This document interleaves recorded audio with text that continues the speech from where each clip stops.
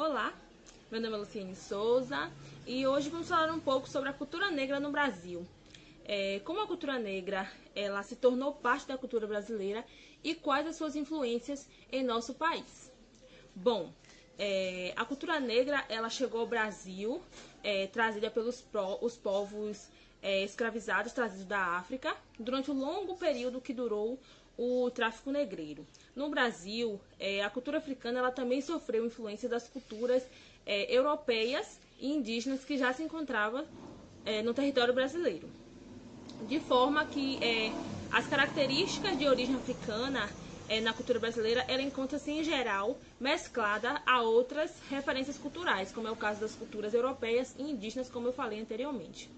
A partir da metade do século XVI, que foi quando os africanos chegaram ao Brasil para trabalhar como escravizados, com eles vieram também os seus costumes, as religiões, as tradições, sendo ela uma cultura forte e diferente das que já estavam aqui, vinda dos europeus e dos índios.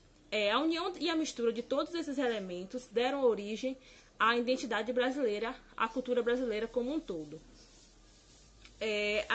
A cultura africana, por muito tempo, ela foi suprimida pelos colonizadores. Eu ainda arriscaria dizer que até hoje ela ainda é suprimida pela sociedade atual. No entanto, os traços fortes da cultura africana, elas podem ser encontradas hoje em vários aspectos da cultura brasileira, como é o caso da música popular, a religião, a culinária, o folclore e as festividades populares, como eu vou estar falando um pouco mais à frente. Os principais estados, que foram mais influenciados pela cultura de origem africana foram o Maranhão, o Pernambuco, Alagoas, Bahia, Minas Gerais, Espírito Santo, Rio de Janeiro e Rio Grande do Sul. Pelo fato de quando o país ele começou a receber esses escravos, esses locais que eu citei foram os que mais receberam esses povos. E também com o fim do ciclo da cana-de-açúcar na região Nordeste e também após a abolição da escravatura em 1888 pela Lei Áurea, esses povos continuaram aqui no Brasil e se espalharam principalmente nessa região e sobretudo sobre a região Nordeste. De acordo com estudos recentes, a capital baiana Salvador, hoje ela é considerada a cidade com a maior comunidade negra, de negras e negros fora do continente africano. Então a gente vê que Salvador ela tem sua população, no geral, uma população negra e que tem os traços muito fortes da cultura africana, no jeito de vestir, na própria estrutura da cidade, na culinária, no jeito de se manifestar, das suas manifestações populares, tem um traço muito forte dessa cultura africana. Exatamente pelo fato de ter recebido muitos escravizados na época do tráfico negreiro e após esse período. De maneira geral, por muito tempo, a cultura de matriz europeia ela foi muito mais valorizada em relação às manifestações afro-brasileira. Então, até hoje em si é dado mais valor à cultura europeia do que à cultura de matriz afro-brasileira. Inclusive, por muito tempo, essa cultura afro-brasileira ela foi desvalorizada, desprezada e chegou até mesmo a ser proibida. A exemplo, hoje nós temos as religiões de cunho de matriz cultural africana e a capoeira, que elas foram frequentemente perseguidas pelas autoridades da época. Infelizmente, nos dias atuais ainda não é diferente, ainda existe muita perseguição a essas religiões, ainda existe muito preconceito quanto à capoeira e quanto às outras manifestações culturais que são realizadas pelos negros e, de um modo geral, na cultura afro-brasileira. A cultura africana ela é muito diversificada, ela é muito vasta e ela é dotada de uma enorme riqueza imaterial. Fator explicado tanto pela diversidade de etnias presentes na África, quanto pela influência dos povos do Oriente Médio e europeus que tiveram contato com os africanos ao longo da história. Então, a cultura africana por si só, ela já é muito diversificada, ela apresenta muita força e já tem eu diria, muita diversidade de um modo geral, por si só. Quando juntadas as culturas europeias, a do Oriente Médio e as indígenas aqui do Brasil, tornou-se hoje o que nós conhecemos como a diversidade cultural brasileira, que é tão rica e tão diversa. Desde o período colonial, muita coisa vem mudando. Hoje, por exemplo, nós já temos o Dia da Consciência Negra, que é celebrado no dia 20 de novembro e faz memória a Zumbi do Palmares e ao povo negro, e a importância também, né, da realização de novas lutas para tornar a sociedade mais justa, sobretudo para esse povo negro. Em 9 de janeiro de 2003 também foi aprovada a Lei número 10.639, que estabelece o estudo de história dos negros no Brasil e a contribuição do povo africano nas áreas sociais, econômicas, política e outras áreas pertinentes à história do Brasil. Algumas religiões afro-brasileiras mantêm quase que totalmente as suas raízes africanas, como é o caso das casas tradicionais de Candomblé e do Xangô do Nordeste. Vale ressaltar que o Candomblé e a Umbanda, elas são originalmente brasileiras, elas foram criadas já aqui no nosso território, porém elas surgiram com base nos elementos religiosos africanos, sobretudo.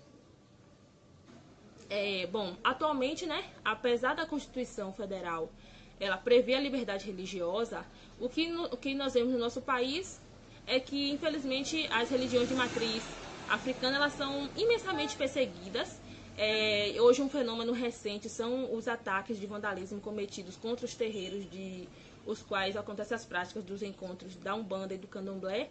Eles já depredaram, quebraram todo o local, inclusive até agressões físicas a alguns membros, exatamente pelo fato de não aceitar a religião desse povo. O Brasil ele tem normas jurídicas que visam punir a intolerância religiosa e já tem leis que consideram crime a prática da discriminação ou preconceito contra religiões. A intolerância religiosa ela é uma prática ilegal e inconstitucional e é considerada crime com pena dosada de até 3 anos de reclusão, além do pagamento de multa, conforme a Lei número 9.454 de 1997. Geralmente a intolerância religiosa ela manifesta-se por meio de discriminação, profanação e agressões. A intolerância religiosa ela é o ato de discriminar, ofender, agredir a pessoa por conta de das suas práticas religiosas e crenças. Não tem como, infelizmente, falar de cultura negra sem remeter à intolerância religiosa, de um modo geral, né? Porque saiu alguns dados agora recentes, feito pela Comissão de Combate à Intolerância Religiosa do Rio de Janeiro, e mostra que mais de 70% dos casos de ofensas, abusos e atos violentos registrados no estado do Rio de Janeiro entre os anos de 2012 a 2015, eles são exatamente contra as religiões de matriz africana. Então a gente vê que esse dado aí é alarmante. Não é que as outras religiões não sofram algum tipo de discriminação, mas essa discriminação ela vem sobretudo aos povos de religiões de matriz africana. Fazer memória à cultura negra ela é importante, né, para relembrar que a nossa sociedade ela foi construída por meio da escravidão. Infelizmente não tem como se negar isso. Por mais que melhorias e mudanças ela tenham acontecido, a falta de oportunidade para a população negra, o racismo presente nos detalhes do cotidiano e as tentativas de apagamento da cultura africana, elas evidenciam que ainda temos um longo caminho a ser percorrido, porque o racismo ele está impregnado na cultura brasileira, até mesmo no vocabulário, na forma que a gente se manifesta, na forma que a gente fala. Algumas expressões como, por exemplo, da cor do pecado, denegrir, mulato, cabelo ruim, para poder se referir ao cabelo crespo, porque é isso que a gente ouve: seu cabelo é ruim, seu cabelo nunca vai ser liso, nunca vai ser aceito nos padrões da sociedade. E entre outros tantos termos que são utilizados, eles claramente demonstram que o racismo ele está presente na nossa sociedade e que surgiram, infelizmente, nesse legado dos 300 anos de escravidão que o Brasil ele viveu. A cultura negra ela é muito vasta e ela abrange a cultura brasileira, desde a religião até o modo de vestir, a sua culinária, e durante muito tempo tentou se negar a contribuição do povo negro para a nossa tão bela diversidade cultural. O povo negro ele era visto apenas como uma máquina de trabalho para os grandes engenhos. Não vamos negar que o povo negro ele teve uma grande contribuição, porque realmente teve, mas infelizmente a sociedade vê apenas como escravos, né? Hoje nem utilizamos mais esse termo escravos, porque ninguém escolhe ser escravo. Eles eram escravizados pelos grandes senhores da época, né? Mas o termo certo e correto para se utilizar era escravizados, porque era isso que eles realmente eram. Eles eram escravizados. Também é válido mencionar que até mesmo nos dias de hoje, o mercado de trabalho ele desvaloriza muito o trabalhador negro. Os negros eles sofrem muito com preconceito e recebem em média até R$ 120 a menos em comparação com os trabalhadores brancos. Até mesmo no desemprego nós notamos que os negros sofrem mais preconceitos, uma vez que mais de 60% dos desempregados elas são pessoas negras, além também dos dados que demonstram que os trabalhadores informais também, em sua maioria, são pessoas negras. Hoje, os negros já ocupam sim cargos de grande importância dentro de algumas empresas. No entanto, a gente sabe que, de um modo geral, isso deveria ser muito mais presente, visto que a maioria da população é uma população negra. Então, a gente vê que tem algo de errado aí, né? A população negra sofreu e ainda sofre muito com o racismo. Infelizmente, não tem como falar de cultura negra, não tem como falar do povo negro, povo africano no Brasil, sem falar do racismo. O racismo estrutural, ele permeia todas as esferas da vida social, na cultura e nas instituições e na política, no mercado de trabalho, na formação educacional. O racismo ele ainda é um legado da colonização portuguesa. O racismo que persiste de forma intensa no país, ele é voltado contra os negros, mulatos, índios, mas sobretudo contra os negros. A Constituição Federal, pela Lei 7.716, de 5 de janeiro de 89, ela tornou o racismo infinanciável. Essa lei igualmente se mostrou ineficaz no combate ao preconceito brasileiro, pois atos racistas eles acontecem todos os dias, infelizmente nada é feito. Nós vemos hoje no Brasil grandes empresas que estão aí nos escândalos sobre o racismo e o que é feito. A gente espera que exista uma punição. Muitas vezes a gente fala, você tem que denunciar, se você sofreu um ato racista, você denuncia. Sim, denuncia, mas o que vai ser feito? Essa é a questão, às vezes não tem uma resolução. O caso vai ser arquivado, muitos dizem, é mimimi, mas não é mimimi. É a realidade, o racismo está aí, mas infelizmente muita gente ainda tenta negar que ele existe, está inserido na nossa sociedade, em tudo que a gente fala, em tudo que a gente julga a pessoa pela cor. De acordo com essa lei, o racismo ele é proibir alguém de fazer algo em virtude da sua cor de pele. O racismo ele é normalizado e está por todo lado. Os negros eles morrem e viram estatística. A maioria das pessoas que encontram as balas perdidas são pessoas negras e morrem, nada também é feito, vira apenas uma estatística de acordo com o que a gente vê hoje na nossa sociedade atual. O racismo brasileiro ele se estruturou a partir de sua negação, fundada no mito da democracia racial a partir de características fenótipas de um certo culto à mestiçagem como uma estratégia de embranquecimento. Então, assim, a gente sabe que existem vários tons de pele e que, mesmo assim, a pessoa não deixa de ser negro. Mas é muito mais fácil eu contratar para minha loja uma menina que seja mais clarinha e que tenha um cabelo um pouco mais cacheado, mas seja um pouco mais formal para o que é tido como certo para a sociedade branca, e dizer que eu estou contratando, dando oportunidade para uma pessoa negra, sendo que realmente aquele negro que tem um cabelo crespo, que tem todos os traços dos negros mesmo, ele não tem oportunidade nenhuma e não está inserido no mercado de trabalho, infelizmente. Bom, um termo que é válido ressaltar e que está em ascensão agora é o colorismo, que surgiu em 1982, quando ele foi citado pela primeira vez em um dos livros da escritora Alice Walker. Eu acho que é assim que se pronuncia. O colorismo ou a pigmentocracia é uma discriminação pela cor da pele e é muito comum em países que sofreram a colonização europeia e em países pós-escravocatas, que é exatamente o caso do Brasil. De uma maneira bem simplificada, o termo quer dizer que quanto mais pigmentada for a pele de uma pessoa, mais exclusão e discriminação ela irá sofrer. Então o termo é bem claro, né? Ele não deixa dúvida. As diferentes cores de pele, elas são fruto exatamente da migração do ser humano e da seleção natural, né, ao longo das eras. E também, no caso do Brasil, da mistura dos povos. Nós temos aí negros que são casados com brancas, brancos que são casados com índios. E essa mistura de povos deram origem ao Brasil a vários tons de pele, mas a pessoa não deixa de ser negra do mesmo jeito. A presença de pessoas negras cujos traços físicos elas são mais aceitos pela branquitude em espaços que ela pretendia manter exclusivamente para brancos, provoca exatamente a camuflagem do racismo vigente ainda nessa sociedade. Como eu dizia anteriormente, se tem uma pessoa que ela tem uns traços físicos mais aceitos por essa branquitude, ela vai dizer, estou contratando um negro. Porém, de acordo com os padrões dela, e não de acordo com os padrões reais que está estabelecido na nossa sociedade. Além disso, o colorismo ele cria a ilusão da inserção de toda a população negra, quando na verdade a população de pele escura é negada a toda possibilidade de acesso, como eu falava anteriormente.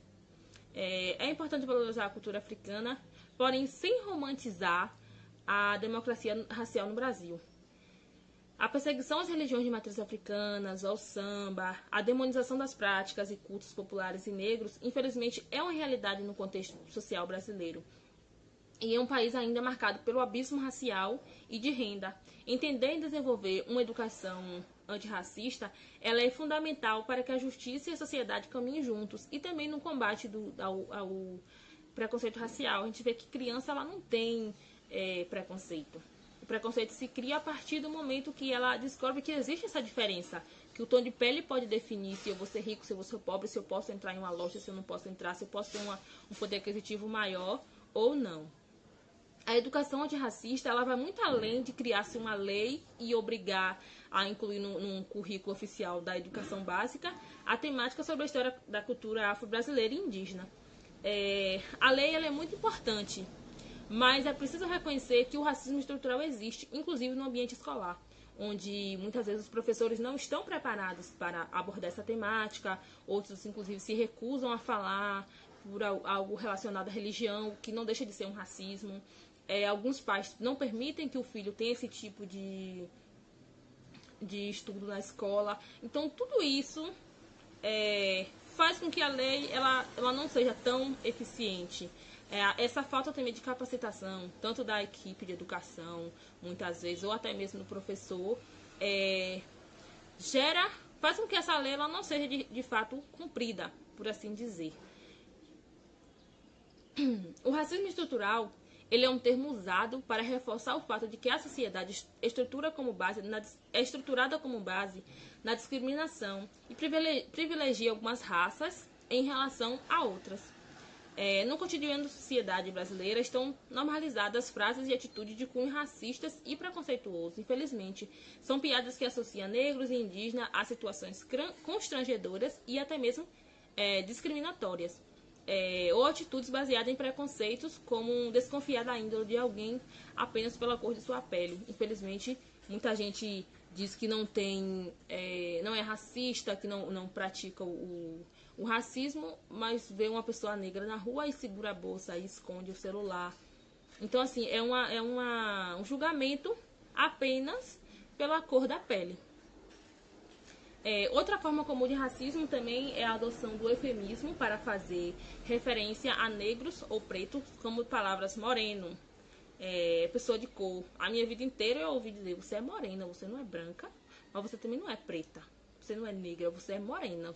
Tem que pôr isso na sua cabeça. Aí quando a gente, por exemplo, vai fazer uma inscrição que pede a cor de sua pele, a sua raça, você fica pensando, moreno. Hoje, graças a Deus, eu entendo, eu sou negra. Meu cabelo, meu nariz, minha família, de um modo geral, me deixa claro isso. Essas atitudes, ela evidenciam exatamente um desconforto, né, da pessoa em geral ao utilizar a palavra negro ou preto pelo estigma social de que a população negra recebeu ao longo dos anos. Muitas vezes, bom, como eu estava falando, utilizar o termo negro ou preto se tornou difícil, inclusive até para os próprios negros, porque muitas vezes você associa o negro ao ladrão, ao marginal, ao pobre, aquela pessoa que nunca vai ter oportunidade. Então, é como se fosse até mesmo uma autodefesa. Você utilizar, digamos, querer utilizar um termo mais leve, ao invés de utilizar o termo correto, que é negro ou preto. Por mais que as leis elas garantam a igualdade entre os povos, o racismo ele é um processo histórico e que molda a sociedade até o dia de hoje. Uma prova disso é o contraste explícito entre o perfil da população brasileira e sua representatividade no Congresso Nacional, onde 96% dos parlamentares são brancos. E hoje, no nosso país, nós temos pelo menos 54% da população negra, ou seja, a maioria é negra e essa representatividade ela não chega até o Congresso brasileiro. Então, assim, fica complicado até mesmo de se entender quais são as maiores necessidades que os negros eles têm, porque o negro conhece o negro, pelo menos deveria conhecer. Então, fica difícil, inclusive, até de elaborar políticas públicas para melhorar o acesso às oportunidades dessas pessoas negras. E muitas vezes esse projeto de lei, essa pauta até chega até o Congresso, mas se a maioria não é negra, não vai interessar de nenhuma forma. Se eu sou branca, tenho condições de colocar minha filha nas melhores escolas, nas melhores instituições de ensino superior, eu não vou pensar em criar uma política pública para tentar também incluir o filho do negro, que talvez nunca vai ter essa oportunidade. Outro lado relevante também é em relação à violência contra a população negra, que a cada 23 minutos um jovem negro é assassinado no Brasil. Então são dados alarmantes e que gritam que algo necessita ser feito. Jovens negros estão morrendo a todo momento e viram apenas estatística, nada é feito. Por quê? Talvez a explicação esteja exatamente nisso, onde a maioria dos representantes que deveriam representar os brasileiros não são prejudicados por isso, não são os filhos deles que são mortos, então não vai gerar nenhum tipo de revolta e nem de mudança, né? Essa mudança tem que partir exatamente do povo negro. Tá aí a importância da gente pensar bem quem a gente vai eleger, quem a gente vai colocar lá dentro para exatamente nos representar e como que essa representação ela é feita dentro de um local onde nós deveríamos ter voz. O Brasil ele carrega uma história de mais de 300 anos de escravidão. E dentre os países da América, o nosso ele foi o último a abolir a escravidão negra formalmente, em 1888, pela Lei Áurea. E depois de mais de um século, ficou enraizado no inconsciente coletivo da sociedade brasileira um pensamento que marginaliza as pessoas negras e impede de se constituírem como cidadãos plenas, como eu falava anteriormente. É muito difícil ainda a gente parar para pensar e refletir o quanto essa população negra sofre no Brasil e o quanto que isso é negado muitas vezes, né? É preciso contar a história do negro, não apenas os relatos do sofrimento diante das chibatadas nas senzalas desumanas, mas a história de seus feitos, suas glórias, suas ascensões e sua ascensão na sociedade e sua contribuição para a construção de nosso país. Muitas vezes é relatado apenas aquela parte que o negro trabalhou e que foi escravizado por muitos anos e que na maioria das vezes não teve um papel atuante. Muitas vezes fica como se os colonizadores fossem quem tivesse construído o nosso país, mas quem realmente deu sangue, deu o suor na construção e na fundação dos nossos países foram os negros. Foi eles que carregaram o Brasil nas costas por muito tempo. Foram 300 anos de sofrimento e de luta para depois levar o mérito o colonizador que ficava lá sentado praticamente olhando o escravizado trabalhar. Então é difícil até hoje de engolir isso, né? Por fim, mas não menos importante, vamos lembrar um pouco da cultura africana na música brasileira, que permanece até os dias atuais. O samba, o afoxé, o maracatu, a congada e a capoeira, elas são exemplo de manifestações culturais de origem africana e que são presentes até no dia de hoje. Quem não gosta de um bom samba, a capoeira também, hoje ela já é considerado parte real da cultura brasileira, sobretudo da cultura baiana, onde são encontradas as maiores manifestações. E também nós temos os instrumentos populares, como o tambor, o atabaque, a cuíca, alguns tipos de flauta, o berimbau. Também são heranças africanas que se constituem parte da cultura brasileira. E que torna a nossa música, torna a nossa dança, torna a nossa arte tão diversificada. Outra cultura riquíssima aqui em nosso país e que tem relação direta com a cultura africana é a culinária brasileira. Talvez se nosso cardápio ele seja tão diversificado, seja pela grande contribuição que o povo negro, o povo africano, trouxe para nós. Como, por exemplo, o vatapá, a feijoada, a cocada, o acarajé, que ninguém vive sem. Hoje o acarajé ele é também parte da nossa cultura. E a extensa lista de comidas tem influência com o povo negro, com os africanos que trouxeram para nós. E estão presentes no cardápio brasileiro e que realmente torna tão diversificado essa culinária. E tão boa, né? Tão gostosa. Quem não gosta de um bom vatapá, de uma boa feijoada. E toda vez que a gente remeter a essas comidas, toda vez que a gente remeter a essa cultura, é preciso lembrar e é preciso valorizar. No entanto, sem romantizar, né? Essa escravidão, esse povo sofrido, mas dá um pouco de destaque, um pouco não, porque a contribuição dele foi muito grande para falar um pouco, é muita importância, né, a esse povo que sofreu tanto, mas que deixou um legado tão bonito e tão vasto para a nossa sociedade. Bom, é preciso valorizar a cultura negra em todos os seus aspectos, não somente no dia 20 de novembro, que é o Dia da Consciência Negra. Todos os dias, várias pessoas sofrem com preconceito racial. Milhares de homens e mulheres, negros e negras, sofrem com a violência apenas pelo fato de serem negras ou negros. Por que a bala perdida só acha o negro? Eis a pergunta, eis a questão. Diversas políticas públicas, como a lei de cotas sancionada em 2016 para atenuar as desigualdades, hoje nós vemos muitos jovens negros que tiveram a oportunidade de passar pela barreira do racismo e podem dar orgulho às suas famílias, sendo que às vezes são os primeiros a entrarem em uma universidade pública, como foi o caso da minha família. Nós somos a primeira geração a ter a oportunidade de conseguir ingressar em uma universidade e de conseguir estudar e dar orgulho à nossa família e inclusive melhorar, né, a perspectiva de vida, de um futuro melhor. Essa lei de cotas nos proporcionou isso e nos proporcionou crescer de um modo geral, porque quando você entra em uma universidade, você abre o horizonte, abre a mente para novas coisas, né? Inclusive para dar valor à cultura africana, como eu menciono aqui, porque na escola às vezes não é passado de uma maneira entendível, ou só que o negro sofreu e que sua contribuição não foi tão grande, mas na universidade essas oportunidades se abrem mais, né? Nossos olhos se abrem mais em relação ao que é tido no ensino fundamental e médio.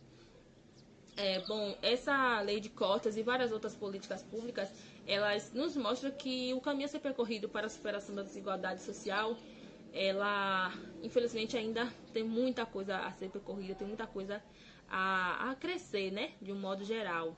E para o combate dessa desigualdade, é preciso investir em políticas públicas que ampliem a presença dos negros e indígenas em todas as esferas da sociedade. Então, como eu falava anteriormente, se a maioria da população é negra, a maioria dos parlamentares deveriam ser negros, porque é o negro que entende o que o negro precisa, e não o branco, que na maioria das vezes está no seu alto escalão. Então, assim, é importante fazer memória a essa cultura negra em nosso país.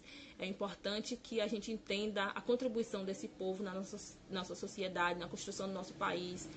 E entender principalmente que essa cultura, ela foi o que construiu o que o nosso Brasil é hoje. E se a gente hoje tem essa grande diversidade cultural, de música, de falas, de cores, de tudo, dependeu muito, né, dos africanos, dos negros que chegaram aqui e trouxeram consigo a sua cultura para cá e suas manifestações. Então fica aqui a minha mensagem, fica aqui a minha reflexão para que a gente consiga valorizar cada vez mais essa cultura negra em nosso meio e para que ela seja reconhecida como quem realmente foi fundamental para a construção do nosso país, que não foram, infelizmente, os colonizadores. Muito obrigada.